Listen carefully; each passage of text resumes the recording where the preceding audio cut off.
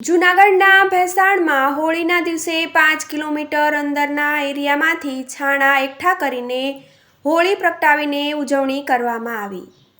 જૂનાગઢના ભેંસાણમાં 60થી 70 સ્વયંસેવકો દ્વારા હોળીની ઉજવણી કરવામાં આવી। હજારો ભક્તોએ હોળીના દર્શનનો લાભ લીધો। ભારતીય સંસ્કૃતિ પ્રમાણે હોળીના તહેવારમાં ભગવાન શ્રી વિષ્ણુએ ભક્ત પ્રહલાદને હોલિકા દ્વારા અગ્નિમાં બાળી મૂકવાના પ્રસંગે બચાવ્યો હતો। આ દિવસે ભગવાન બાળ સ્વરૂપે શ્રી કૃષ્ણ અવતારમાં પૂતનાનો વધ કર્યો હતો। આ દિવસે કર્મની પૂજા પણ કરવામાં આવે છે, જે સુખ સમૃદ્ધિના દેવતા ગણાય છે। અને હોળીના તહેવારના બીજા દિવસે ધૂળેટીનો ઉત્સવ ઉજવવામાં આવે છે, જેમાં ગુજરાતભરમાં ધૂળેટીનો ઉત્સવ પ્રેમ, ભાઈચારા અને આનંદના રંગો હર્ષોલ્લાસથી લોકો ધૂળેટી રમે છે। ધૂળેટીનો ઉત્સવ ખૂબ જ ઉમંગ અને શ્રદ્ધાથી ઉજવવામાં આવે છે। ફાગણી માસની પૂનમે ધૂળેટીનો ઉત્સવ મનાવાય છે।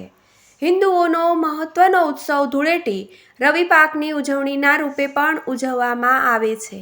જૂનાગઢ જિલ્લો છે અને ભેંસાણ તાલુકો, એટલે તમે જોઈ શકો છો કે દેશમાં જે હોળીનો તહેવાર છે એ આ હિન્દુ ધર્મમાં ખૂબ જ મહત્ત્વનો હોય અને ધામધૂમથી આને ઉજવવાનું છે। અને કાલે રંગોથી જે આખું ભારત રંગોથી રંગશે, એટલે આ તમે જોઈ શકો છો કે આખું ગ્રુપ દર વર્ષે આ જે હોળીનો કાર્યક્રમ હોય આમાં છાણા એકત્રિત કરવાના હોય અને પછી હોળી પ્રગટાવવાની હોય। અને બધા જ યુવાનો છે, આપણે પૂછીએ, તમારું નામ શું છે? મારું નામ કમલેશ કથિરિયા, જીન પ્લોટ ભેંસાણ। કમલેશભાઈ, એટલે કેટલા કાર્યકરો આ સંસ્થા અને કેવી રીતે આ કાર્યક્રમ ઉજવવાનો છે? 50થી 60 જીન પ્લોટના યુવાનો આ કાર્યક્રમમાં હોલી ઉત્સવમાં ભાગ લે છે। હિન્દુ ધર્મના હોલિકા ઉત્સવ વર્ષ 2025ના આજરોજ ભવ્યથી અતિ ભવ્ય ઉત્સવની શુભેચ્છા પાઠવું છું।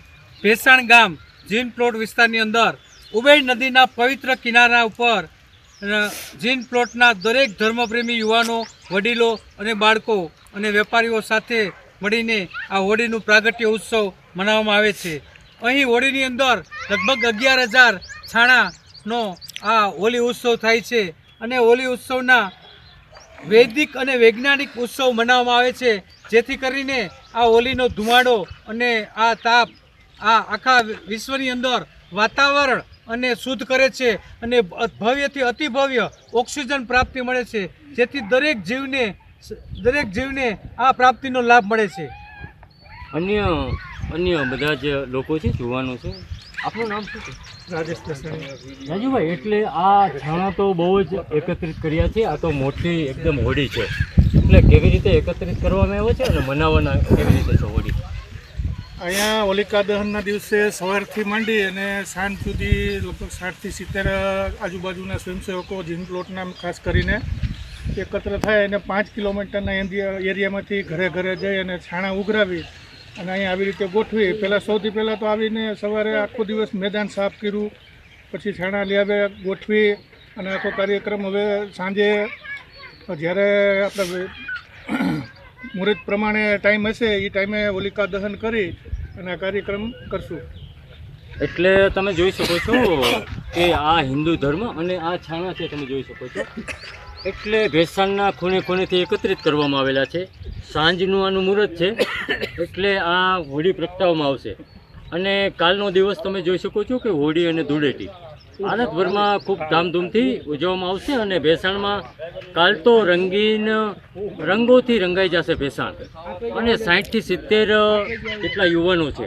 આ જીન પ્લોટ એરિયો છે, લગભગ 10થી 15,000 લોકો જે હોળીના દર્શન કરશે। Mahesh Kathiria, GTV news, Bhesan.